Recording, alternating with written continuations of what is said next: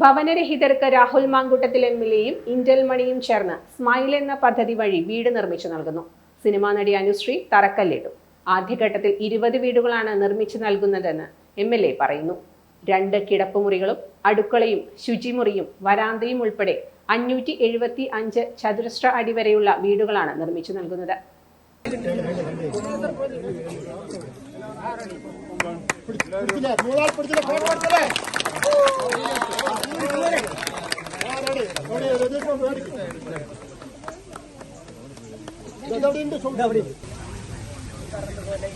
കല്ലെടുത്ത് കൊടുക്കാൻ പറ്റിയത് ഏറ്റവും ഭംഗിയായിട്ട് തന്നെ കംപ്ലീറ്റ് ചെയ്യാൻ പറ്റട്ടെ. എനിക്ക് ഒന്നിനും കംപ്ലീറ്റ് ആയെന്ന് അറിയുന്നവരെ എനിക്ക് ടെൻഷനാണ്. പിരായിരി പഞ്ചായത്തിലെ ആണ്ടലങ്കാട് സ്വദേശികൾക്ക് നിർമ്മിച്ചു നൽകുന്ന വീടിന്റെ തറക്കല്ലിട്ടു.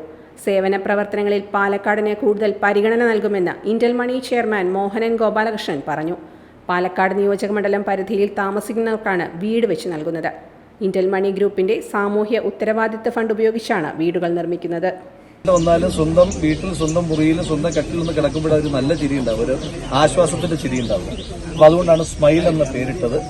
അപ്പൊ അത് പിന്നെ എങ്ങനെ മുന്നോട്ട് പോകും എന്ന ആശങ്കയായി. കാരണം സ്വകാര്യ ഫണ്ടുകൾ കണ്ടെത്തണം. സർക്കാരിന്റെ ഫണ്ട് എടുക്കാൻ കഴിയില്ല, എംഎൽഎന്റെ ഫണ്ട് എടുക്കാൻ കഴിയില്ല. അപ്പൊ അങ്ങനെ ഇരിക്കുമ്പോഴാണ് എന്റെ പ്രിയപ്പെട്ട സുഹൃത്ത് സഹോദരനായ ഉമേഷ് ഏട്ടൻ, മോഹൻ സാറിന്റെ മകനാണ്. ഉമേഷ് ഏട്ടൻ ദീർഘകാലമായിട്ടുള്ള ഒരു സഹോദരനാണ്. അപ്പൊ അദ്ദേഹത്തോട് പറഞ്ഞു ഇങ്ങനെ ഒരു ആശയമുണ്ട്.